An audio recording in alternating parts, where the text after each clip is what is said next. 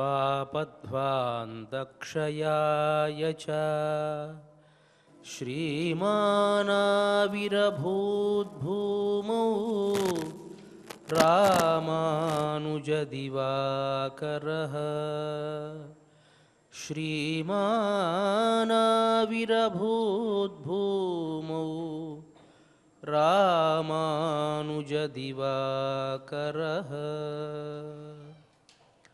శ్రీ శ్వేతవరాహ కల్ప అధినాయకుడైనటువంటి వరాహస్వామి పాదార విందాల చింత అఖిలాండకోటి బ్రహ్మాండ నాయకుడు కలియుగ ప్రత్యక్ష దైవము అయినటువంటి శ్రీనివాసుని పాద పద్మాల వద్ద తిరుప్పావైజీయర్ అని పేరుగాంచినటువంటి భగవద్ రామానుజుల పరంపరా ప్రాప్తమైనటువంటి శ్రీ శ్రీ శ్రీ పరమహంస పరివ్రాజకాచార్యవర్యులు ఉభయ వేదాంత ప్రవర్తకాచార్యులు అయినటువంటి తిరుమల శ్రీపదజీయంగార్ల పవిత్ర మఠ ప్రాంగణంలో భాగవత ఆచార్యుల అనుగ్రహంతో తిరుమల తిరుపతి దేవస్థానములు శ్రీ వెంకటేశ్వర భక్తి ఛానల్ వారి సౌజన్యంతో ధనుర్మాస ఉత్సవ కార్యక్రమంలో నేటికి మనం 29వ పాశురంలోకి ప్రవేశించాం.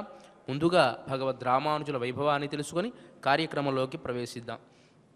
పత్యౌ శ్రియోపి విముఖేపి తవ ప్రసాదాత్ శ్రేయో నృణామిది గృణంతి ముహుర్మహాంతః ఏవం కుతోపి విముఖే త్వయి తత్ప్రసాదః తేషాంతు దుర్లభ ఇది ప్రథయంతి సంతః. శ్రీ వాధూల వీరరాఘవాచార్య స్వామి వారు అనుగ్రహించినటువంటి భగవద్ రామానుజుల అతిమానుషస్తవంలోని శ్లోకం ఇది. భగవద్ రామానుజుల వైభవాన్ని ఈ విధంగా తెలియజేస్తూ ఉన్నారు. ఓ రామానుజ, సాక్షాత్తు లక్ష్మీపతి అయినటువంటి ఆ శ్రీమన్నారాయణుని అనుగ్రహం లేకపోయినప్పటికీ కూడాను నీ కటాక్షం గనక ఉన్నట్లయితే వారు ముక్తిని పొందుతారు అనేటువంటిది ప్రతీది. ఒకవేళ ఏవం కుతోపి విముఖే త్వయి తత్ప్రసాదః తేషాంతు దుర్లభ ఇది ప్రథయంతి సంతః. ఒకవేళ నీ అనుగ్రహం లేని పక్షంలో శ్రీమన్నారాయణుని అనుగ్రహం ఉన్నప్పటికీ కూడాను ముక్తి లభించదు అని తెలుస్తోంది. ఈ విషయం ద్వారా నీ వైభవం ఎలాంటిది అని వర్ణించము అని భగవద్ రామానుజుల వైభవాన్ని తెలియజేస్తారు వాధూల వీరరాఘవాచార్య స్వామి వారు. మరి అలాంటి భగవద్ రామానుజుల పరంపరకు సంబంధించినటువంటి మహనీయులు ఇక్కడ వేంచేసి ఉన్నారు. శ్రీ పదజీయర్ స్వామి వారు, వారికి నా మనఃపూర్వక సాష్టాంగ దండ ప్రణామాలు తెలియజేసుకుంటూ కార్యక్రమాన్ని ప్రారంభించవలసిందిగా ప్రార్థిస్తున్నాను.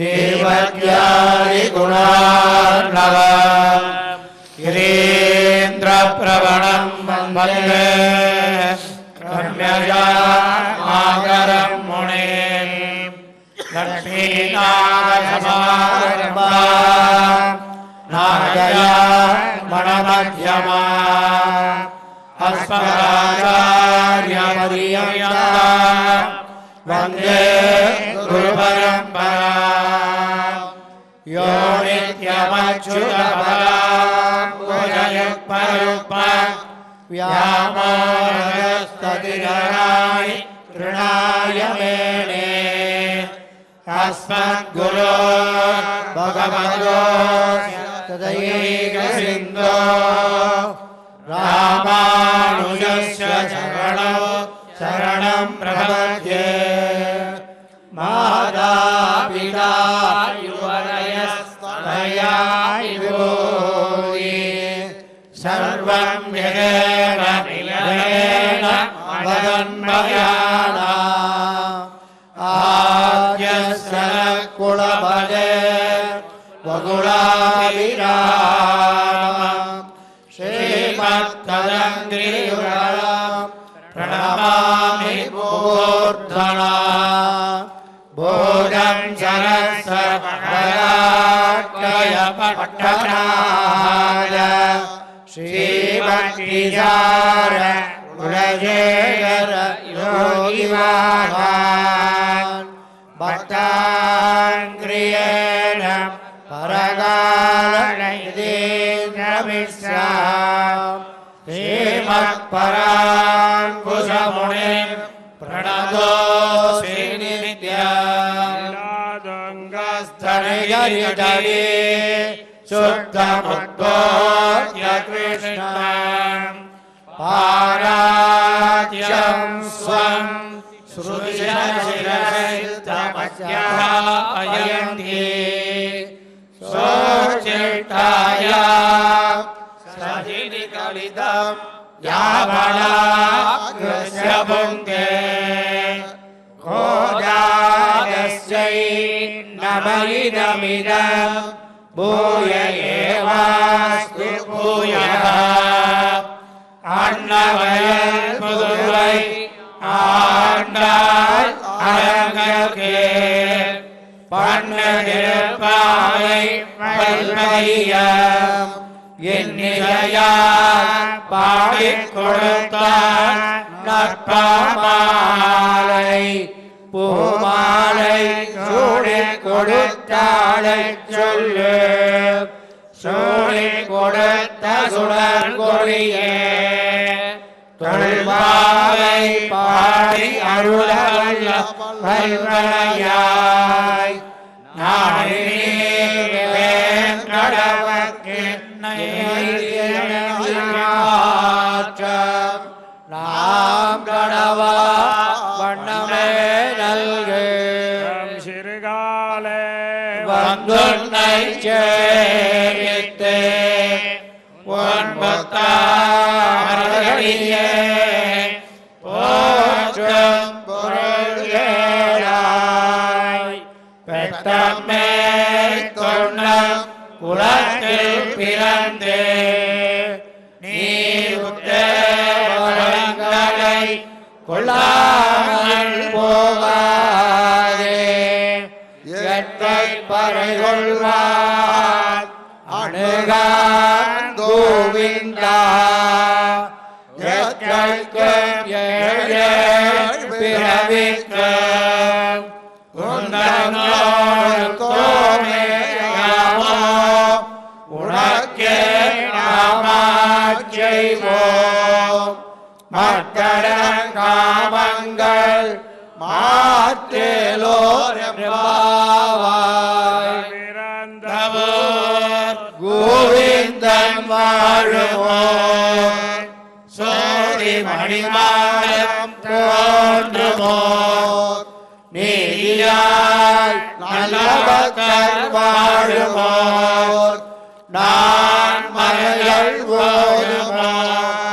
வில்லையோர் வேடக்கோளோர் பாதகங்கள் தீர்க்கும் பரமநடி காட்டும் வேதமனைத்துக்கும் வித்தாகும் கோதை தமிழ் ஐந்தும் அறியாத மாநிலரை வையம் சுமப்பதும் வம்பு பூரத்தில் ஜகத்துரித்தாள் வாழியே திருப்பாவை முப்பதும் செப்பினாள் வாழியே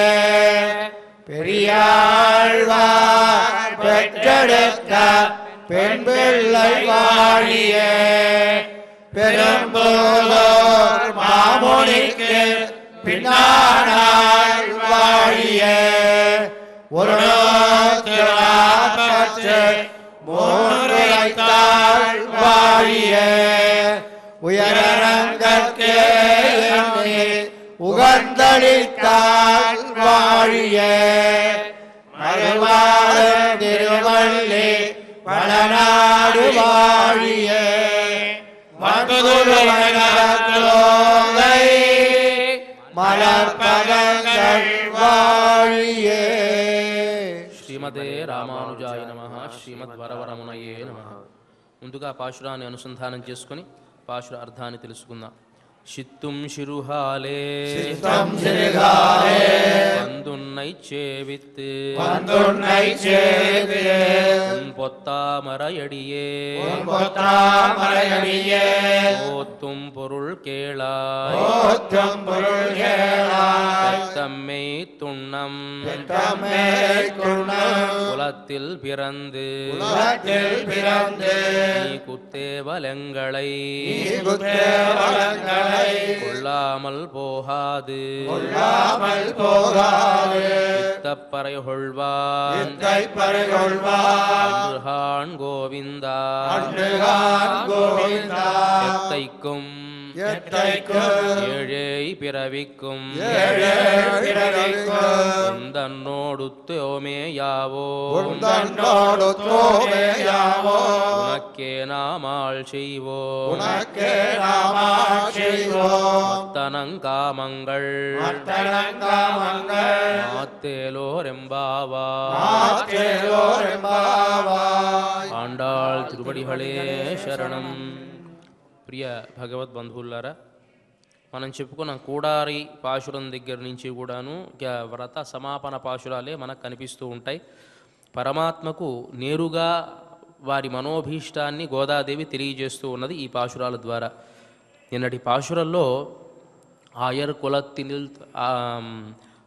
కులత్ ఈ గోకులంలో జన్మించినటువంటి అరివన్నమిల్లాద వాయుకులత్ ఉందన్ని పిరవి పెరుందని పుణ్యం యాముడయోం కురవన్నమిల్లాద గోవింద. మాకు ఎలాంటి యోగ్యతలు కూడా కర్మయోగం కానీ జ్ఞానయోగం కానీ భక్తి యోగం కానీ మొదలైనటువంటి ఏ యోగాలు కూడా లేవయ్యా. పోనీ ఆచార్య సమాశ్రయం ఉన్నదా అంటే ఆచార్యులు కూడా మాకు లేరు. మాకు ఉన్నటువంటి ఆచార్యులు ఎవరు అంటే కేవలం ఆ గోవులు మాత్రమే, వాటి వెంటే వెళ్ళేటువంటి వాళ్ళం అని చెబితే, మరి పుణ్యం ఏదైనా ఉన్నదా అంటే మేము ఆర్జించినటువంటి పుణ్యం ఏమీ లేదు, మమ్మల్ని వరించి వచ్చినటువంటి పుణ్యం ఒకటి ఉన్నది అని అన్నారు. ఏమిటి అంటే కురైవన్నమిల్లాద గోవింద ఉందన్నై పిరవి పెరుందనై పుణ్యం యాముడయో. నీ జన్మ అనేటువంటిది మా గోకులలో ఉన్నటువంటి మేము చేసుకున్నటువంటి ఒక గొప్ప పుణ్యమయ్యా. కాబట్టి అది తప్ప మా దగ్గర ఎలాంటి యోగ్యత కూడా లేదు అని అన్నారు.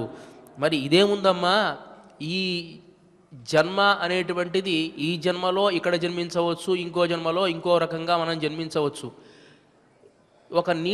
ఒక చెంబుడు నీటితోనే ఈ జన్మ పోతుంది. ఎవరైనా మరణించారంటే ఏం చేస్తాం, ఒక చెంబుడు నీళ్లు పోసుకుంటే వాళ్ళతో ఉండేటువంటి సంబంధం పోతుంది.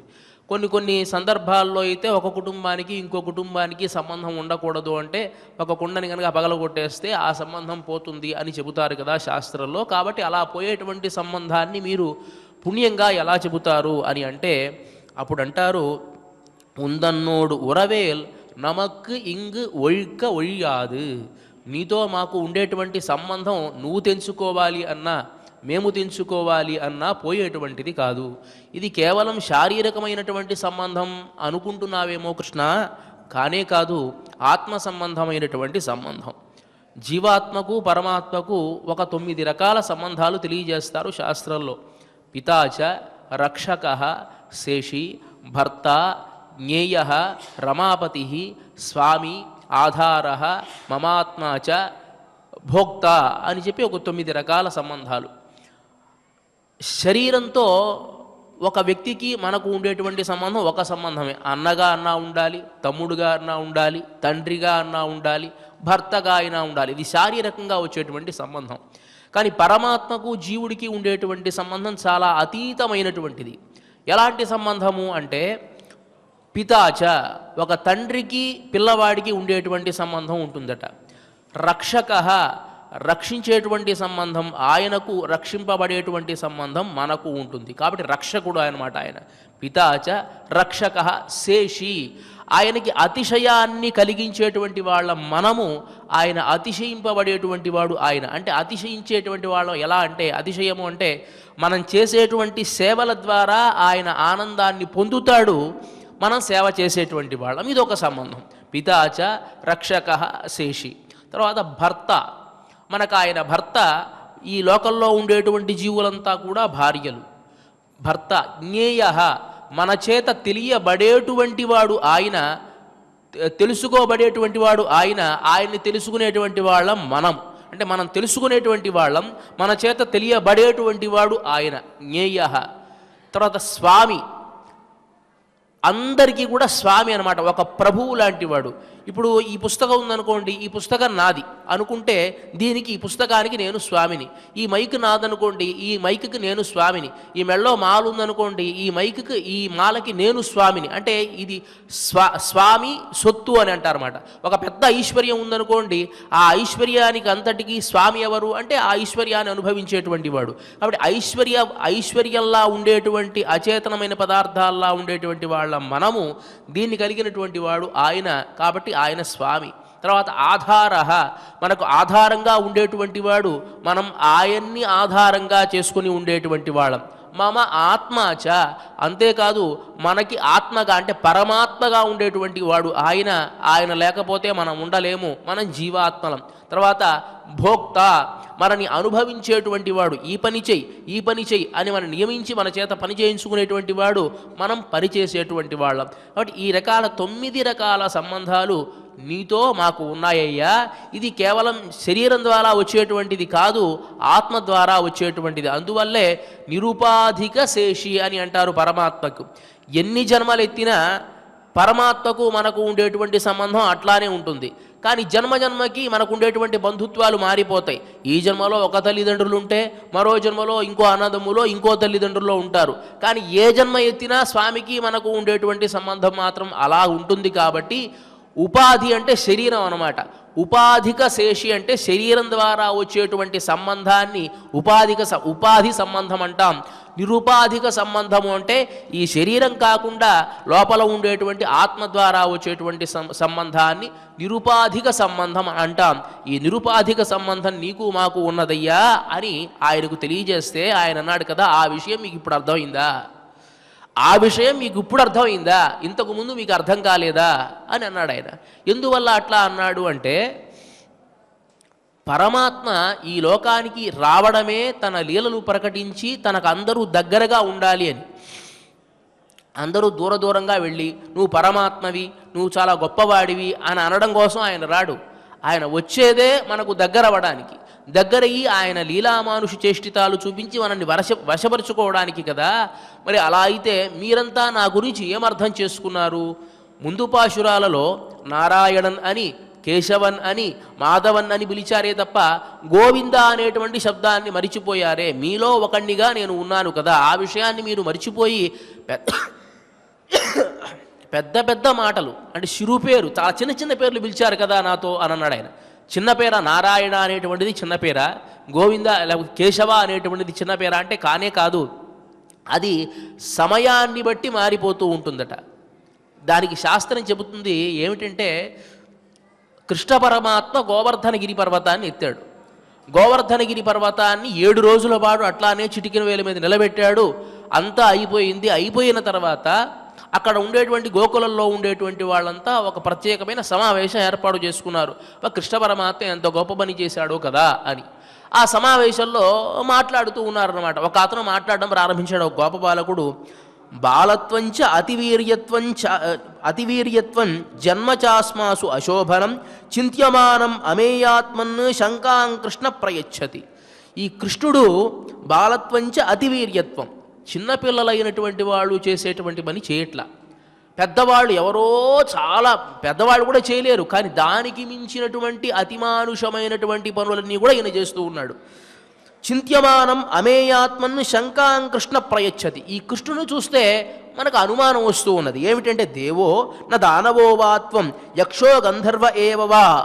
ఇతను దేవుడైనా అయి ఉండాలి, లేకపోతే రాక్షసుడైనా అయి ఉండాలి, లేకపోతే యక్షుడైనా అయి ఉండాలి, గంధర్వుడైనా అయి ఉండాలి. ఇతను మాత్రం మనిషి కాదు, మనలో వాడు కాదు అని మాట్లాడడం ప్రారంభించారు. పక్కన ఎదురుగా ఉండేటువంటి వాళ్ళు చప్పట్లు కొడుతూ ఉన్నారు. సహజంగా ఉపన్యాసం చెప్పేటువంటి వాడు ఎదురుగా ఉండేటువంటి వాళ్ళు కనుక చప్పట్లు కొడితే ఇంకా రెచ్చిపోయి ఇంకా దానికంటే 2 మాటలు, దానికంటే మించి 2 మాటలు ఎలా అయితే చెప్తారో, కృష్ణుడు సామాన్యమైన వాడు కాదు, అంతకంటే చాలా గొప్పవాడు. అందరూ మాట్లాడడం ప్రారంభించారు. వచ్చి అక్కడ అంతా మాట్లాడడం అయిపోయిన తర్వాత కృష్ణ పరమాత్మ వంతు వచ్చింది. అప్పుడు వచ్చి చాలా కోపం వచ్చింది ఆయనకి. ఎందువల్ల? ఈ బిరుదుల కోసం ఆయన ఇక్కడికి రాలా. ఆయనకు కావలసింది ఏమిటి అంటే, ఈ గోకులంలో తాను జన్మించి వీళ్ళందరితో స్నేహపూర్వకంగా ఉండి వీళ్ళందరి ద్వారా ప్రేమను పొంది ఆ నిష్కామ్యమైనటువంటి ప్రేమను తాను పొంది వాళ్ళందరినీ ముక్తి ఇవ్వాలి కదా ఆయన వచ్చింది. వాళ్ళలో ఒకడిగా కదా తాను వచ్చింది. అలా కాకుండా నన్ను మళ్ళీ దేవుణ్ణి దానవుణ్ణి అంటే తప్పు. ఇంకో విషయం, 2 రకాల అర్థాలు అక్కడ. తాను దేవుడు కాదు, దానవుడు కాదు, యక్షుడు కాదు, దానికంతా మించినటువంటి వాడు ఆయన పరమాత్మ. అంటే 2 రకాలుగా తప్పు అక్కడ. ఒకటి, పరమాత్మ తత్వాన్ని తక్కువగా ఆలోచించడం. అసలు ఆయన అది కూడా ఆశించట్లా. ఆయనకి బిరుదుల కోసం వీళ్లలో కలవాలి అని వచ్చిన వాడిని ఎక్కువగా ఆలోచించడం. ఈ 2 రకాల దోషాలు ఆ మాటలో ఉంది. మనలో వాడు అనుకుంటే సమస్య లేదు, కానీ మనకంటే మించినవాడు. ఎంత మించినవాడు? అన్నిటికంటే మించినటువంటి పరమాత్మగా అనుకుంటే అప్పుడు మోక్షాన్ని పొందవచ్చు. లేదా మనలో వాడుగా నువ్వు గనక భావన చేస్తే తద్వారా ప్రేమతో మోక్షాన్ని పొందవచ్చు. మనలో వాడుగా తలవడం లేదు, పరమాత్మగాను తలవడం లేదు, ఏదో సామాన్యమైనటువంటి యక్షుడో ఏ గంధర్వుడో మోక్షం ఎక్కడొస్తుంది నీకు? కాబట్టి ప్రయోజనం లేదు కదా. ఇదంతా వినటువంటి కృష్ణ పరమాత్మకు కొంచెం బాధ కలిగిందట. ఆయన క్షణం భూత్వా త్వసౌ తూష్ణీం కించిత్ ప్రణయ కోపవాన్, ఒక్క 5 నిమిషాలు ఏమీ మాట్లాడకుండా ఉన్నట్ట. ఏమీ మాట్లాడకుండా తన కోపాన్ని నిగ్రహించుకొని కించిత్ ప్రణయ కోపవాన్, తనకు ఉండేటువంటి ఆ కోపాన్ని, ఆ కొంచెంగా వచ్చినటువంటి కోపాన్ని నిగ్రహించుకొని ఇత్యేవ ముక్తైస్తైర్గోపై కృష్ణోప్యాహ మహామతే, ఈ విధంగా మాట్లాడినటువంటి ఆ గోపబాలకులందరినీ కూడా చూసి ఈ విధంగా చెప్పడం ప్రారంభించట. నాహం దేవో, నేను దేవతల్ని వాడిని కాను, నా గంధర్వ నా యక్ష నచ దానవ, నేను రాక్షసుణ్ణి గాను యక్షుణ్ణి గాను గంధర్వుని గాను ఎవరిని గాను. అహంవో బాంధవో జాతో నైతచ్చింత్యం అతోన్యథ, నేను మీ బంధువునయ్యా, దీనికంటే వేరుగా ఆలోచిస్తారేంటి మీరంతా కూడా? మీ బంధువుని, మీలో పుట్టినటువంటి వాడిని, మీకోసం వచ్చినటువంటి వాడిని, అలాంటి నన్ను మీరు వేరుగా భావన చేస్తూ ఉన్నారే, ఇది ఏదైనా న్యాయంగా ఉన్నదా అని కృష్ణ పరమాత్మ చెప్పాడు. అంటే ఆయన ఒక అవతారాన్ని ధరించి వచ్చినప్పుడు ఆ అవతార ప్రయోజనం చేకూర్చకపోతే ఎవరికైనా బాధ కలుగుతుంది కదా. ఇప్పుడు రామావతారంలో వచ్చాడు, రామావతార యొక్క ప్రయోజనం ఏమిటి అంటే రావణాసురుణ్ణి సంహరించడం. ఆ సంహారం జరగలేదనుకోండి అది దోషం అవుతుంది. అదేవిధంగా కృష్ణావతారంలో వచ్చాడు, ఆ అవతారంలో ఏం చూపించాలి అని అనుకుంటున్నాడు? తన సౌలభ్య సౌశీల్యాలు ప్రకటించాలి అని వచ్చినటువంటి అవతారం. అంటే చాలా పరమాత్మ అయినటువంటి వాడు మనకంటే మనలో ఉన్నటువంటి వాడై మనతో ఇలా ఉంటాడా అనేటువంటి ఆశ్చర్యాన్ని వ్యక్తం చేసేట్టుగా వచ్చినటువంటి అవతారం అయినప్పుడు మీరంతా వచ్చినటువంటి అవతారాన్ని అక్కడెక్కడో ఉన్నటువంటి వాడు, అలా ఉన్నటువంటి వాడు అని దూరం చేసేసుకుంటూ ఉంటే తన అవతార ప్రయోజనం పోతోంది కదా. కాబట్టి అది ఆయనకు ఇష్టం ఉండదు. అదే విషయాన్ని ఈ గోపికలతో అన్నట్టు. ఇప్పుడు మీకు గుర్తొచ్చిందా? మీరు ఎన్నెన్ని పేర్లతో పిలిచారు? నారాయణ అన్నారు, గోవింద నారాయణ అన్నారు, కేశవ అన్నారు, మాధవ అన్నారు, ఇట్లాంటి పేర్లతో పిలిచారే కానీ గోవిందా అనేటువంటి పేరు నాకు చాలా ఇష్టమైనది కదా, గోవులు కాచేవాడా అనేటువంటి పేరు నాకు ఇష్టమైనది కదా, ఆ పేరును మీరు స్మరించలేదే అని అంటే ఉందన్నై చిరుపేరழைతనவும் షీరి అరుళాదే ఇరైవా నీ తారాయి పరై. ఓ కృష్ణ పరమాత్మ, నీ దృష్టిలో చిన్న పేర్లు వాస్తవమే కాదంటల్లా. అంత కష్టపడి ఇక్కడికి వస్తే మేము నిన్ను చాలా చులకనగానే మాట్లాడాం, కానీ మనస్సులో ఏం పెట్టుకోకయ్యా, నువ్వు మాకు కావలసిన పరై అనేటువంటి దానిని ఇవ్వు అని నిన్నటి పాశురంలో ప్రార్థించారు. ఇక ఇవాళ ఈ పాశురంలో నిష్కర్షగా తమకేమి కావాలో తెలియజేస్తూ ఉన్నారు స్పష్టంగా. సిత్తుం సిరుహాలే వందు ఉన్నై చేవిత్ ఉన్ పొత్తామరయడియే పోత్తం పొరుల్ కేళాయ్. ఈ పరై అనేటువంటి వాద్యము ఏమిటి? పరై అంటే మామూలుగా తప్పెట, ఒక తప్పెట లాంటి ఒక వాద్యాన్ని పరై అని అంటారు. ఇది ఎందుకు అడుగుతున్నారంటే గోకులంలో ఉండేటువంటి తమ పెద్దలు వ్రతాన్ని ఆచరించండి, ఆ వ్రతానికి ఏవే వస్తువులు కావాలో అవన్నీ కృష్ణ పరమాత్మ దగ్గర తీసుకోండి అని చెప్పారు.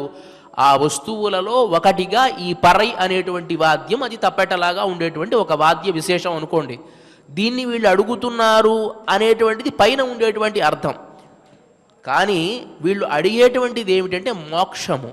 అంటే సాక్షాత్తు పరమాత్మతో కలిసి ఉన్న మోక్షమా అనేది కూడా మనం చెప్పలేం, దానిని మించినటువంటిది. దాన్నే ఇవాటి ఈ పాశురంలో తెలియజేస్తూ ఉన్నారు. పరమాత్మ దగ్గరికి మనం వెళ్ళినప్పుడు దేన్ని మనం ఆయనకి తెలియజేయాలి అనే విషయాన్ని మనం చెప్పిన ఆకించన్యము అన్యగతిత్వము. ఒకటి నా దగ్గర ఎలాంటి యోగాలు లేవు అని తెలియజేయడం, ఒకటి అనన్యగతి, వేరే మార్గము లేదు, నీవు తప్ప మమ్మల్ని కాపాడేటువంటి వాడివి అని తెలియజేయడం ఒకటి. దాన్ని తెలియజేస్తూ ఇవాటి ఈ పాశురంలో కొన్ని విశేషాలు తెలియజేస్తున్నారు. 6 రకాల విషయాలు తెలియజేయాలట. ఏమిటి అని అంటే నిన్ను పొందకుండా మేము ఉండలేము అనేటువంటి ఒక ప్రాప్యత్వర, నీకు సేవ చేయడమే మాకు ప్రయోజనము అని ఒకటి, ఆయన మీద ఉండేటువంటి స్వతంత్రం ఒకటి, ఆ స్వతంత్రంతో వాళ్ళు ఈ కైంకర్యాన్ని నువ్వు గ్రహించవలసినదే అని బలాత్కారం చేయడం ఒకటి. ఇంకోటి, ఇది తప్ప మాకు వేరేటువంటి ఫలితాల మీద మాకు ఎలాంటి ఆశ లేదు అని తెలియజేయడం ఒకటి, ఎప్పుడు కూడా నీతో ఉండాలి అని తెలియజేయడం ఒకటి. ఈ 6 రకాల విశేషాలు కూడా ఇవాల్టి ఈ భాషలో తెలియజేస్తూ ఉన్నారు. షిత్తుం షిరుగాలే వందు, కాలై అంటే వేకువ జామునే, శిరుకాలే షిత్తుం శిరుగాలే. కాలే అంటే ఏమిటి అంటే కొంత ఎండబడినటువంటి సమయం, అది తమోగుణమైనటువంటి వాడు లేచేటువంటి సమయం. దానికంటే ముందు ఎవరు లేస్తారు అంటే అనుష్ఠాన కర్మలు చేసుకునేటువంటి వాళ్ళు లేస్తారు. అంటే సూర్యుడు ఉదయించక మునుపు ఎవరు లేస్తారంటే అనుష్ఠానం చేసుకునేటువంటి వాళ్ళు లేస్తారు. దానికంటే ముందు ఎవరు లేస్తారు అంటే యోగులు లేస్తారట. అంటే బ్రాహ్మీ ముహూర్తము సమయంలో లేవడాన్ని తెలియజేస్తున్నారు ఇక్కడ. కాలే శిరుకాలే షిత్తుం శిరుగాలే. మనకు ఆ పాశురాల్లో కూడా వెంబల్ తవత్తవరు తంగళ్ తిరుక్కోయిల్ శంగుడువాన్ పోగిన్నారనేటువంటి చోట కొంతమంది తమో గుణమైనటువంటి వాళ్ళు వెళ్ళేటువంటి దాన్ని చూడలేదా అని ఒక పాశురము, తర్వాత తైరరవం కేట్టిలయో అంటే ఉచితమైనటువంటి కర్మలు చేసేటువంటి గోపబాలకులు చేసేటువంటి సమయం ఒక సమయం, మునివరుగళు యోగిగళు మెళ్ళయ్యిందరియన్న పేరు ఒక సమయం. ఈ 3 రకాల సమయాలు ముందు భాషలలో చూపించేశారు వాళ్ళు. అంటే మునులు లేచేటువంటి సమయంలో మేము వచ్చాము. ఎందుకు వచ్చాము? ఇంతకు పూర్వము నువ్వే మా ఇళ్ల దగ్గరికి వచ్చేటువంటి వాడివి. కుష్ఠుడట ప్రతి గోపిక ఇంటికి వెళ్ళడం, వాళ్ళతో మాట్లాడడం. ఆయన ఎవరి కోసమో ఒక ఇంటికి వెళతాడనుకోండి, వాళ్ళ ఇంట్లో వాళ్ళు లోపలికి ఎట్లాగో ఈయన రానివ్వరు. ఆ వీధిలోనే అట్లా ఇట్లా తిరుగుతూ ఉంటాడు. ఎందుకు తిరుగుతూ ఉంటాడు? ఆ కిటికీ నుంచో ఇటువైపు నుంచో ఎవరైనా గోపిక అలా చూస్తుందేమో అని.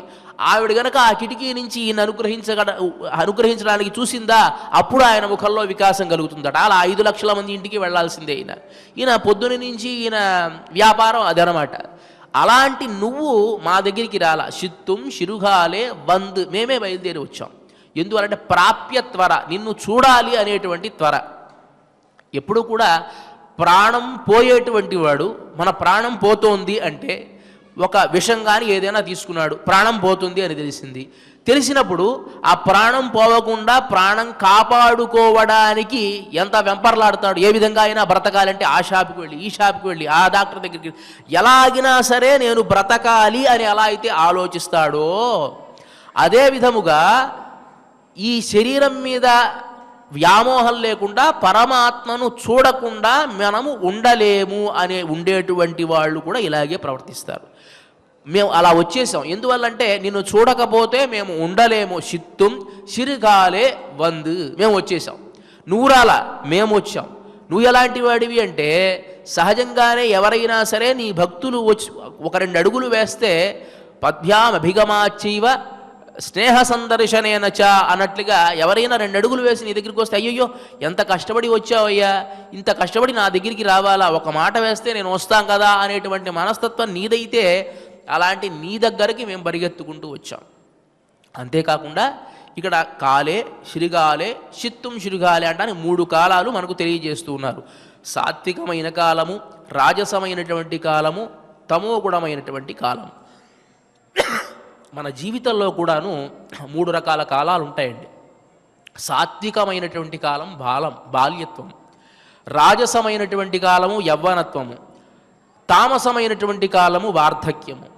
ఏమిటి దీన్ని మనం సహజంగా పొద్దున లేచామనుకోండి, బ్రాహ్మీ ముహూర్తంలో లేచినప్పుడు మన ఆలోచనలు ఒక రకంగా ఉంటాయి.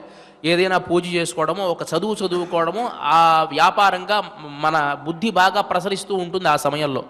సూర్యోదయం అయినప్పటి నుంచి మధ్యాహ్నం వరకు సాయంత్రం అయ్యేటప్పటికీ మన పనులు మనకుంటాయి. వెళ్ళడము, ఆఫీస్కి వెళ్ళడం, వేరే పనులు చేయడం, దాంట్లో మనం ఉద్యుక్తులమవుతాం. ఇది రజోగుణమైనటువంటి కాలము. ఇక తమోగుణమైన కాలం అంటే రాత్రి అవగానే ప్రతి వాడికి నిద్ర వస్తుంది. ఆ సమయంలో మనం ఎలాంటి ఆర్జన పడుకోవడమే అనమాట. ఇక ఏ పని మనం చేయలేం. మన ఈ ఇంద్రియాలన్నీ కూడాను పూర్తిగా నిస్సత్వం అయిపోతాయి, పడుకుంటాం అనమాట. ఏ పని మనం చేయలేం. అదే విధముగా మన జీవితంలో కూడా బాల్యము, యవ్వనము, తర్వాత వార్ధక్యము. ఈ బాల్యత్వంలో ఎలా ఉంటుంది అంటే ఏ పని చేసినా వెంటనే దానికి ఒక ప్రతిఫలం ఉంటుంది. అంటే వెంటనే దాన్ని సూక్ష్మగ్రాహిత్వం అని అంటాం.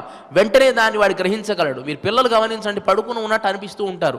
మనం రాత్రి పోట్లాడుకుంటే పొద్దునే లేచి అడుగుతాడు, అమ్మా నాన్న మీరు పోట్లాడుకున్నారా అని. అంటే వాడు నిద్రపోతూనే ఉంటాడు, కానీ వాడి బుద్ధి అంత చాలా ప్రకాశవంతంగా ప్రకాశిస్తూ ఉంటుంది. సాత్వికమైనటువంటి వాడికి. సాత్వికత అంటే ఏమిటి? ఎవడు తిట్టినా, ఎవడు అరిచినా కోపం. పిల్లలకేమీ తెలియదండి. ఎచ్చిపోరా అంటే పోతాడు, మళ్ళీ కాసేపు తిరిగి వస్తాడు. అది పిల్లలకు ఉండేటువంటి లక్షణం. సాత్వికమైనటువంటి భావం అలాగే ఉంటుంది. ఇక యవ్వనానికి వచ్చేటప్పటికి కోపతాపాలు, ఇంకా జగద్వ్యాపారం అంతా కూడా వాడికి ఉంటుంది. అంటే లోకల్లో మనం ఎలా ప్రవర్తించాలి, ఎలా ప్రవర్తిస్తే ఎవడే మనకి సమాధానం చెబుతాడో, మనం ఎలా ప్రవర్తిస్తే పైకొస్తామో, ఎలా ప్రవర్తిస్తే అధోగతికి వెళతాం, ఇదంతా వ్యాపారమైనటువంటి దృక్పథం. ఇది యవ్వనంలో ఉండేటువంటిది. ఇక వార్ధక్యం అంటే ఏమీ చేయలేం, అంటే చేసిన దాన్ని అనుభవిస్తూ ఉంటాం అనమాట. నువ్వు బాల్యంలో యవ్వనంలో ఏదైతే చేశావో, ఏదైతే సంపాదించావో దాన్ని చూసి వార్ధక్యంలో బాధపడడం తప్ప ఏమీ చేయలేవు. అంటే మనం అప్పుడు అలా చేసి ఉంటే ఇలా అయి ఉండేవాళ్ళం, అలా చేశాము కాబట్టి ఇలా ఉన్నాము అని బాధ తప్ప ఏం చేయగలం? వార్ధక్యంలో ఏమీ మనం చేయలేం. సరే చేసేవాళ్ళు ఉన్నారు కదా అని అంటే అది వాళ్ళ అదృష్టం. వాస్తవానికి అయితే వార్ధక్యంలో ఏమి వాడు పోగొట్టుకున్న దాన్ని రాబట్టుకోవడానికి ఏం ప్రయత్నం చేసినా వాస్తవానికి అయితే రాదు. ఎవరో గొప్ప మహనీయులైనటువంటి వాళ్ళకి వస్తే అవకాశం వస్తుందేమో కనుక మనం చెప్పలేం. అలా మేము ఎప్పుడు ఆశ్రయిస్తూ ఉన్నాం నిన్ను? ఈ బాల్యంలో ఉండేటువంటి ఈ జ్ఞానంతో ఇప్పుడే మిమ్మల్ని ఆశ్రయిస్తూ ఉన్నాము స్వామి. వందు ఉన్నై చేవిత్తు, నీకు నిన్ను సేవించి ఉన్ పొత్తామరయడియే పోత్తుం పొరుల్ కేళాయ్, నిన్ను సేవించి మేము మంగళాశాసనము చేసి మేము అడిగేటువంటి మేము పొందేటువంటి వస్తువు పురుషార్థం ఏదో మేము చెబుతున్నాము విను. జీవితంలో ప్రతివాడికి కూడా చాలా ఎక్కువ జీవితం ఉంటుంది అని అనుకుంటాడు. కానీ మన జీవితంలో చాలా అన్ని బొక్కలు ఉండేటువంటి కొండ ఎలా ఉంటుందో అలా ఉంటుంది మన జీవితం కూడా. వ్యాఘ్రీవతిష్ఠతి జరా పరితర్జయంతి రోగాశ్చ శత్రవ ఇవ ప్రహరంతి దేహం ఆయు పరిస్రవతి భిన్న ఘటాదివ అంభో లోక తథాప్యహితమాహిత ఆచరతి ఇది చిత్రం అని అంటారు.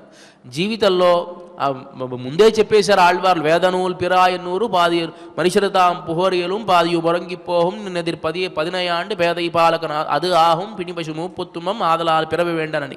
జీవితంలో సగం మనకి నిద్రకపోతే ఆ మిగతా సగంలో మనకి కొంత యవ్వనం, కొంత బాల్యము, కొంత వార్ధక్యము ఉంటుంది. దాంట్లో కూడాను మనకి కోపాలు, తాపాలు, రోగాలు, రుష్టులు ఇవన్నీ కూడా ఉంటాయి. ఉన్నది జీవితం చాలా చిన్నది. ఆ జీవితంలో మనం ఏదైతే మంచి పని చేయాలి అని అనుకుంటున్నామో అది చేసేయాలి. అందువల్ల మేము పరిగెత్తుకుంటూ వచ్చామయ్యా. వచ్చి నిన్ను మంగళాశాసనం చేసి మేము అడిగేటువంటి పురుషార్థమేమో మేము చెబుతున్నాము విను. పొరుల్ కేళాయ్ பெத்தம் வைத்து உண்ணம் குலத்தில் பிறந்து నీ కుట్రేవళెంగళై కొళ్ళామల్ పోహాదు. నువ్వు ఎలాంటి కులంలో జన్మించావో మేము అలాంటి కులంలోనే జన్మించాము.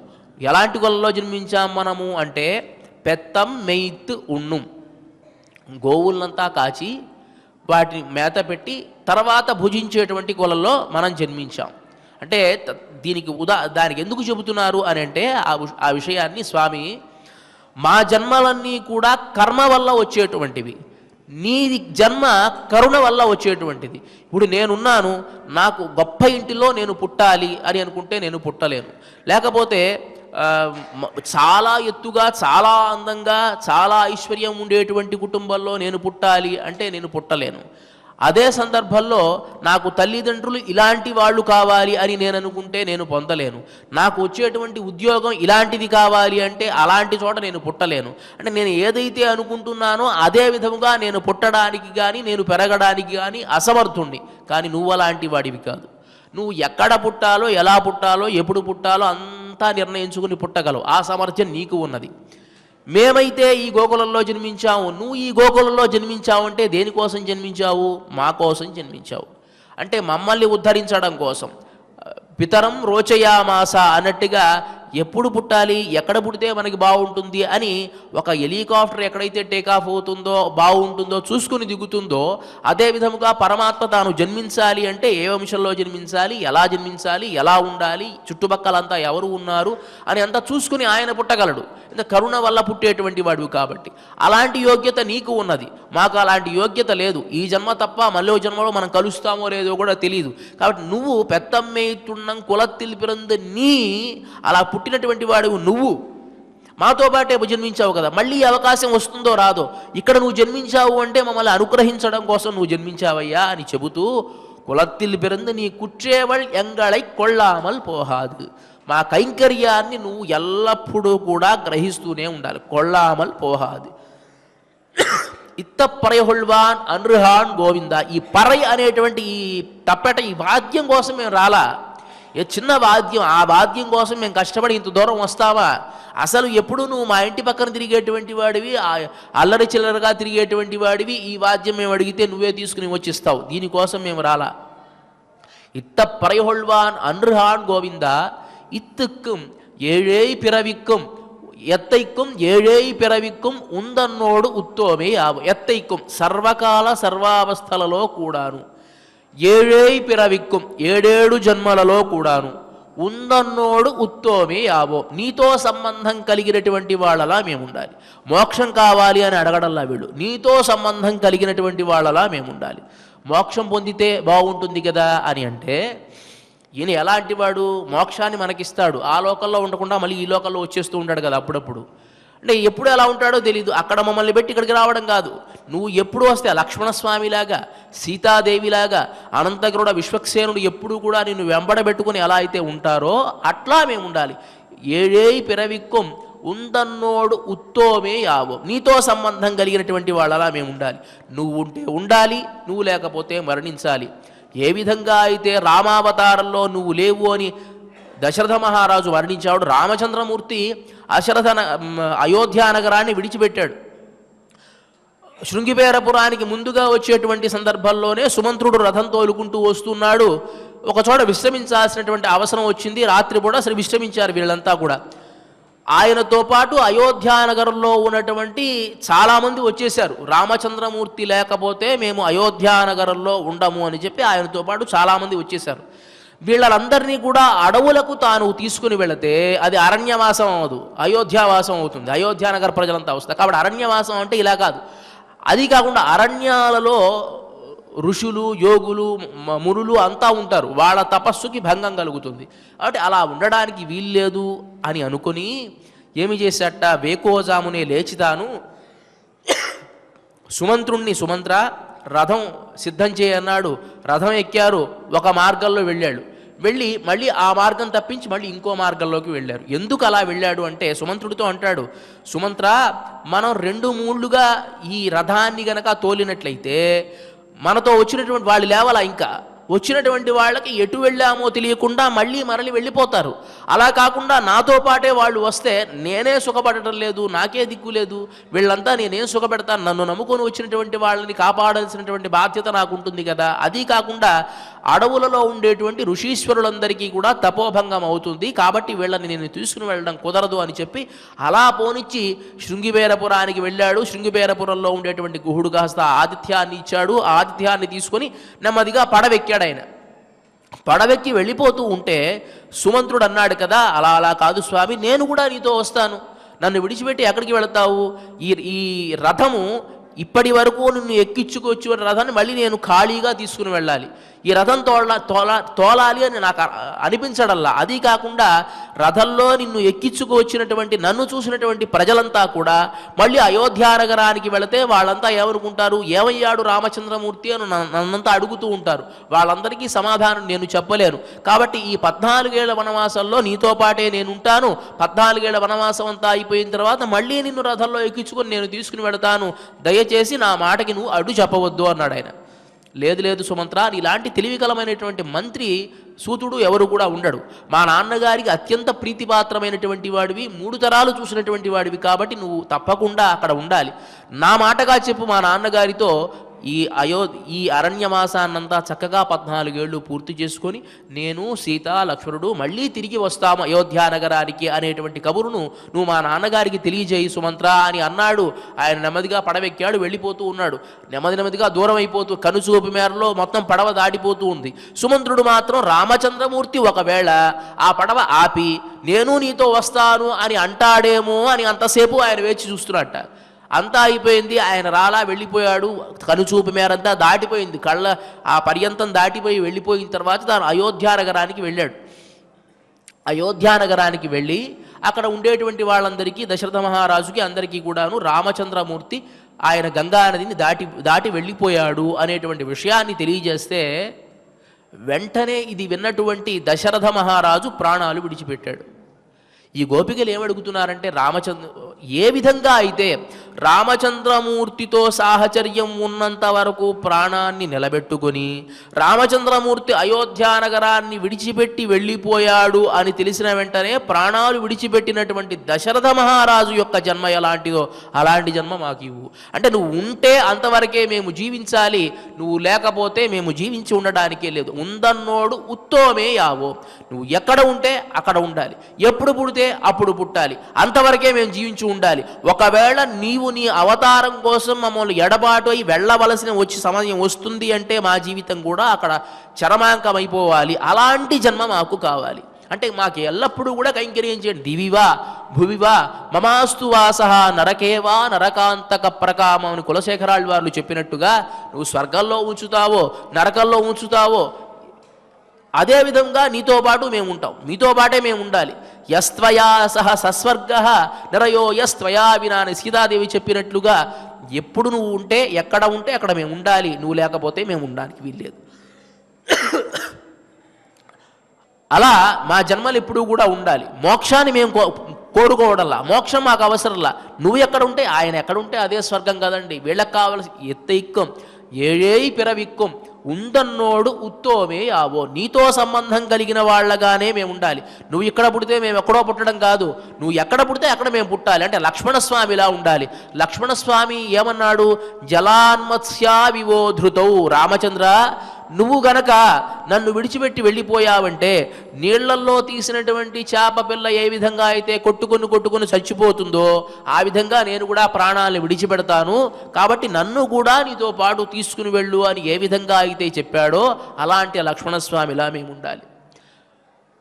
ఇలాంటి సంబంధం మాకు ఎల్లప్పుడూ ఎత్తైక్కం ఏഴേയി పిరవిక్కం ఉందన్నోడు ఉత్తోమే యావో, ఉనక్కే నామాళ్ చేవోం, నీకే మేము కైంకర్యం చేయాలి. ఉనక్కే నా మాల్షే మత్తనంకా మంగళ్ మాత్, వేరే కోరికలు ఏమీ లేవయ్యా అని చెప్పి చమత్కారంగా గోవిందా అనే సంబోధన ఇక్కడ ఎందుకు వాడారు అంటే, సహజంగా 6 నెలలు సహవాసం చేస్తే వారు వీళ్ళు వాళ్ళు అవుతారని కదా. నీతో సహవాసం చేసి శాస్త్ర చర్చ చేసి జయించేంత జ్ఞానం మాకొస్తే మా మనస్సులో ఉన్నటువంటి విషయాన్ని తెలుసుకోలేకపోవడంలో నువ్వు మా అంతటి వాడివయ్యావయ్యా. మేము పెత్తమ్మేయిత్తున్నాం కులత్తిల్నాం కదా, కేవలం గోవులు వెనక వెళతాం కాబట్టి మాకు జ్ఞానం ఉండదని అనుకుంటాం. నీతో సహవాసం చేసావు మా జ్ఞానం వచ్చింది, మాతో సహవాసం చేసావు నీకు అజ్ఞానం వచ్చిందయ్యా. ఆ మాత్రం గోవిందా చాలా వెటకారంగా, నువ్వు నిజంగా గోవిందుడివే అంటే ఆవుల్ని కాచుకునేటువంటి వాడివే, నీకు ఆ మాత్రం తెలియలేదా మా మనసులో ఉన్నటువంటి అభిప్రాయం? ఎల్లప్పుడూ కూడా నీతోనే మేముండాలి, నీకే మా కైంకర్యం పొందాలి అని చెప్పి ఎత్తైక్కం ఏഴേയി పిరవిక్కం ఉందన్నోడు ఉత్తోమే యావో, ఉనక్కే నా మాళ్ చేయవోం మత్తనంకా మంగళ్ మాత్, వేరే కోరికలేమీ కూడా మాకు లేదు. ఈ పరై అనేటువంటి వాద్యం కోసం మేము ఇంతవరకు రాలేదు, కేవలం నీతో ఈ విషయం చెప్పడం కోసమే, నీతోనే మేము ఎల్లప్పుడూ ఉండాలి అనే విషయం తెలియజేయడం కోసం, ఆ పరమ ఆనందాన్ని మేము పొందడం కోసం వచ్చామయ్యా అని చెప్పి నిర్మోహమాటంగా వాళ్ళు తమ మనస్సులో ఉన్నటువంటి కోరికను తెలియజేయడం జరిగింది ఈ పాశురంలో. కృష్ణ పరమాత్మకు తెలియదా అంటే కృష్ణ పరమాత్మకు కూడా తెలుసు. కొన్ని సందర్భాలలో కొన్ని విషయాలు మనకు అత్యంత ప్రీతికరమైనటువంటి వాళ్ళ నోటి ద్వారా వింటే మనకు చాలా ఆనందం కలుగుతుంది, అంతే కదా. ఇప్పుడు మనం ఏదైనా ఒక విజయాన్ని సాధించాం అని ఆ విషయం మనం వినాలనుకున్నాం అనుకోండి, ఎవరైతే చెబితే మనకు ఆనందంగా ఉంటుందో మనకు ఆనందం కలిగిస్తుంది. సరే, ఇది లౌకికమైనటువంటి ఒక దృష్టాంతాన్ని చెప్తాను, అది సంబంధం లేదు. సరే, కొంతమంది ప్రేమించుకున్నారనుకోండి, ముందు ఎవరు ప్రేమించారని చెబితే ఎంతో కొంత ఆనందం ఉంటుంది కదా, అది లౌకికమైనటువంటి ఒక ఉదాహరణ. అలా కృష్ణ పరమాత్మ కూడా ఈ గోపికల ద్వారా, వారి నోటి ద్వారానే మాకు ఇది కావాలి, ఇది అవసరం లేదు, ఈ పరై అనేటువంటి వాద్యం మాకు అవసరం లేదు, ఈ పరై అనేటువంటి వాద్యం కేవలం ఒక వ్యాజం మాత్రమే. మేము ఈ విధంగా 7 జన్మలు నువ్వే కావాలి పెద్దగా మైకి పెట్టుకుని చెప్పలేం కదా, చెబితే మా పెద్దలంతా కూడా ఈ వ్రతం కూడా ఆచరించనివ్వరు. అది మేము చెప్పకుండా, మేము స్త్రీలము కదా, ఆ విషయం మేము బయటికి చెప్పకూడదు. అది చెప్పకుండా నీతో పరై అని చెప్పడానికి కారణం పదే కేవలం నీతో 7 జన్మలు మేము ఉండాలి అని చెప్పడమే తప్ప దీంట్లో భావం వేరే భావం లేనే లేదయ్యా అని చెప్పి ఈ పాశురం ద్వారా వాళ్ళ విశేషాలని, వాళ్ళ మనస్సులో ఉన్నటువంటి భావాలన్నీ కూడా కృష్ణ పరమాత్మ ముందు ఉంచడం జరిగింది. ఇది తిరుప్పావైలో చిట్ట చివరి పాశురం అని చెప్పుకోవచ్చు. రేపటి పాశురంలో ఫలశ్రుతి మాత్రమే మనకు ఉంటుంది. రేపటి పాశురంలో ఇవాటి పాశురంలోనే వాళ్ళ కోరిక వాళ్ళు చెప్పుకున్నారు, కృష్ణ పరమాత్మ వాళ్ళని అనుగ్రహించాడు అనేటువంటిది మనకు తెలిసిపోతుంది. ఇప్పటి వరకు ఆయన అనుగ్రహ భాషణమే జరిగింది కాబట్టి. ఇక కొంతమందికి కొన్ని అనుమానాలు ఉంటాయి. ఏమండి, రామాయణమే ఎక్కువగా వస్తోందండి మీ మాటల్లో. కొంతమంది సంతోషపడే వాళ్ళు ఉన్నారు, కొంతమంది ఏమో రామాయణమే ఉన్నదండి, ఏమిటి తిరుప్పావేలో? తిరుప్పావే అంటే తిరుప్పావే రాదా అని అంటే, తిరుప్పావైలో గోదా అమ్మవారి భావనలన్నీ కూడాను ప్రపత్తికి సంబంధించినటువంటి భావనలే, అన్నీ భక్తికి సంబంధించినటువంటి భావనలు. ఈ భావనలన్నీ కూడా రామాయణంలోనే మనకు ఎక్కువగా మనకు కనిపిస్తాయి. ఒక చిన్న విషయం చెప్తాను. పరమాత్మకు ఒక దశావతారాలు కదా, ఆ దశావతారాల ప్రస్తావనలన్నీ మనకు పురాణ ఇతిహాసాల్లోనే ఉంటాయి. వాటిలో ఈ మనకి మనుషులకి దగ్గరగా ఉండేటువంటి అవతారాలు కాకుండా ఒక 4 అవతారాలు మాత్రం, మత్స్య, కూర్మ, వరాహ, నరసింహ, ఈ 4 వేరే అవతారాలు తీసేద్దాం. మనిషికి దగ్గరగా ఉండేటువంటి అవతారాలు ఒక 6. ఆ 6లో ఒక అవతారం ఇంకా రాలేదు, కలికి.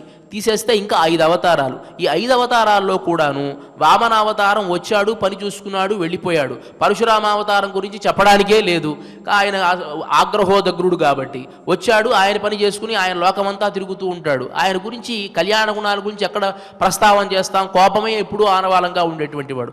ఇక ఉన్నటువంటి అవతారాల్లో ఏంటి, రామావతారము, కృష్ణావతారము, బలరాముడి గురించి ప్రస్తావనలు ఉండవు. రామావతారము కృష్ణావతారమే. రామావతారాన్ని గురించి చెప్పేటువంటిది పరిపూర్ణముగా రామాయణము, కృష్ణావతారాన్ని గురించి చెప్పేటువంటిదేమో భాగవతము. ఇంకా భారతంలో అంతా రాజకీయ తంత్రం, రణతంత్రమే ఉంటుంది తప్ప భక్తికి సంబంధించిన విషయాలన్నీ ఉండవు. ఇక ప్రపత్తికి సంబంధించిన విషయాలు పరిపూర్ణంగా ఉన్నది అంటే ఏదైనా ఉందంటే రామాయణం మాత్రమే. కాబట్టి ఏ ఉదాహరణ చెప్పాలి అన్నా రామాయణం నుంచే రావాలి. కొత్తగా నేను పురాణాన్ని నేను సృష్టించలేను కదా, కాబట్టి రాముడి గురించే చెప్పుకోవాలి. నేను కాదు, ఎవరు చెప్పినా రామాయణం గురించి, భాగవతం గురించి, భారతం గురించి చెప్తారు. అలాంటిది తిరుప్పావైలో మనం ప్రస్తావన చేసుకోవాలి అంటే రామాయణం గురించే వస్తుంది. కొత్తగా మనం ఏమి సృష్టించలేం. కాబట్టే రామాయణం గురించి మనం చెప్పుకున్నాము. ఎక్కువ శాతము మనమే కాదు, వ్యాఖ్యానకారులు చేసింది కూడా ఎక్కువగా రామాయణం గురించే. ఎందువల్ల? ఇది ప్రపత్తికి సంబంధించిన శాస్త్రం కాబట్టి. అంతేకాకుండా గోదాదేవి యొక్క ఉద్దేశం కూడా ప్రపత్తికి సంబంధించినటువంటిది కాబట్టి రామాయణ ప్రస్తావనలే మనస్సులో ఉండి గోదాదేవి తెలియజేసింది అని మనం తెలుసుకుంటూ, ఇక రేపటి పాశురంలో ఫలశ్రుతిని మనం తెలుసుకొని గోదాదేవి యొక్క కళ్యాణం ఎలా జరిగిందో చాలా క్లుప్తంగా మనం రేపటి రోజున తెలుసుకుందాం. ఇవాటి పాశురంలో గోపికలంతా తమ మనస్సులో ఉన్నటువంటి భావాన్ని ప్రత్యక్షంగా ఆ కృష్ణ పరమాత్మ ముందు ఉంచి వాళ్ళు ఆ కృష్ణ పరమాత్మ యొక్క అనుగ్రహాన్ని పొందారు అని తెలియజేసుకుంటూ, ఇవాటి ఈ కార్యక్రమంలో చిట్ట చివరి అంశమైనటువంటిది ఆండాళ్ అనుగ్రహంతో శ్రీమతి తెలిగిచర్ల కందాడి సీతమ్మ గారు తెలిగించినటువంటి తిరుప్పావిలోని ఇవాటి పాశురం చిత్తుం సిరుహాలే అనేటువంటి ఈ పాశురానికి గోకుల కలశాబ్ది చంద్ర కోమలాంగ గోవింద అనేటువంటి ఈ గేయాన్ని తిరుమల తిరుపతి దేవస్థాన ఆస్థాన విద్వాంసులు శ్రీ గరిమెళ్ల బాలకృష్ణ ప్రసాద్ గారు స్వరపరచడం జరిగింది. దీనిని ఎస్వి సంగీత నృత్య కళాశాల అధ్యాపకురాలు శ్రీమతి బి చిన్నమదేవి గారు ఆలాపన చేయడం జరుగుతుంది. ఈ కార్యక్రమాన్ని మనం నాదనీరాజన మంటపం నుంచి ప్రత్యక్ష కార్యక్రమం ద్వారా వీక్షించవచ్చు.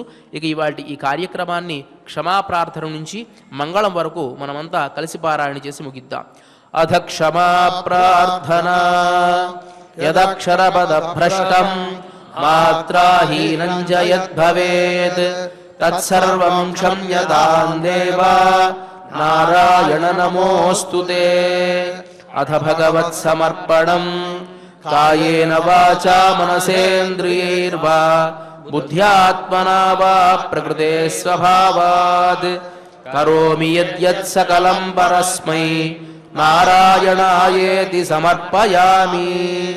అథ లోకక్షేమ ప్రార్థనా స్వస్తి ప్రజాభ్యః పరిపాలయంతాం న్యాయేన మార్గేణ మహీమహీషాః గోబ్రాహ్మణేభ్యః శుభమస్తు నిత్యం లోకాః సమస్తాః సుఖినో భవంతు. అథ మంగళం కోసలేంద్రాయ మహనీయ గుణాత్మనే చక్రవర్తి తనూజాయ సార్వభౌమాయ మంగళం. అస్తు గోపాల బాలాయ నిత్యాయ పరమాత్మనే భక్తవాత్సల్య నిధయే నిత్యభోగ్యాయ మంగళం. శ్రీమత్యై విష్ణు చిత్తార్య మనోనందన హేతవే నందనందన సుందర్యై గోదాయై నిత్యమంగళం శ్రియః కాంతాయ కళ్యాణ నిధయే నిధయేర్థినాం శ్రీవేంకట నివాసాయ శ్రీనివాసాయ మంగళం.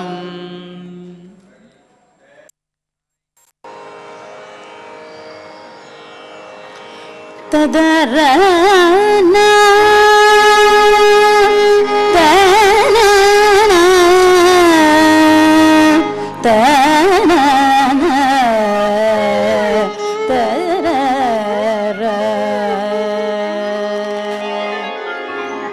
గోకుల కలశాబ్ధి చంద్ర కోమలాంగ గోవింద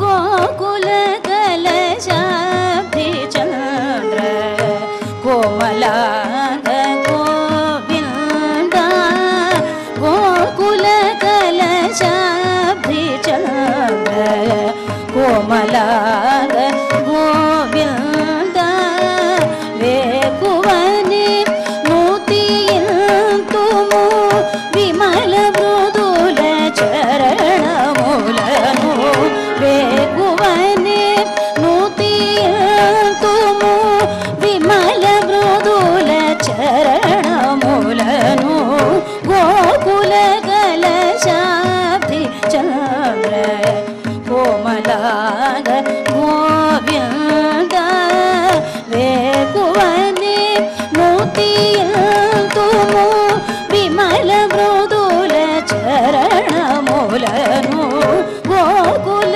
కలశాబ్ధి చంద్ర కోమలాంగ గోవింద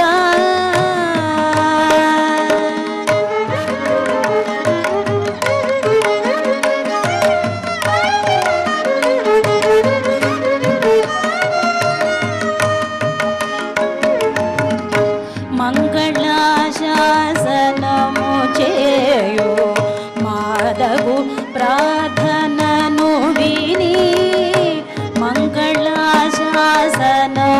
చేయు మాధవు ప్రార్థనను విని రంగుగా మా కోసగుము అంతరంగ కైకర్యములను రంగుగా మా కోసగుము అంతరంగ కైకర్యములను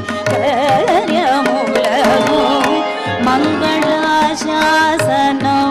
చేయు మాధవు ప్రార్థనను విని రంగుగా మా కోసగుము అంతరంగ కైకర్యములను గోకుల కలశాబ్ధి చంద్ర కోమలాంగ గోవింద వేకువని నూతియంతుము విమల మృదుల చరణములను గోకుల కలశాబ్ధి చంద్ర కోమలాంగ గోవింద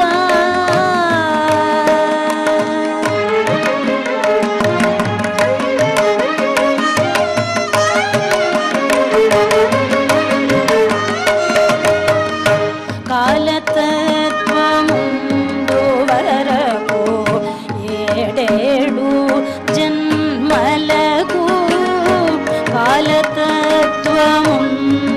వరకు ఏడేడు జన్మలకు చాలగా నీ దాసులమై సౌఖ్యములనందజేయు చాలగా నీ దాసులమై సౌఖ్యములనందజేయు కాల సతత్వముందు వరకు ఏడేడు జన్మలకు చాలగ నీ దాసులమై సౌఖ్యంబులనగదే ఏయు గోకుల కలశాభిచంద్ర కోమలాంగ గోవింద వేకువనే నూతియంతుము విమల మృదుల చరణములను గోకుల కలశాభిచంద్ర కోమలాంగ గోవింద